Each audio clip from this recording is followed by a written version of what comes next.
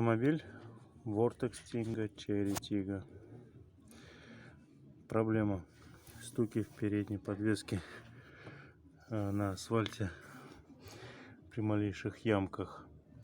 Заменено было опорные подшипники в прошлом году поздно осенью.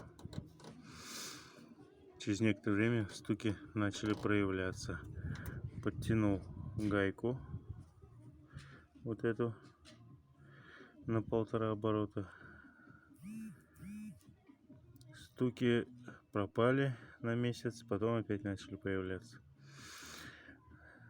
Нашел в интернете видео, где один человек на Volkswagen Trabant поставил дополнительные гайки 1,5-2 мм.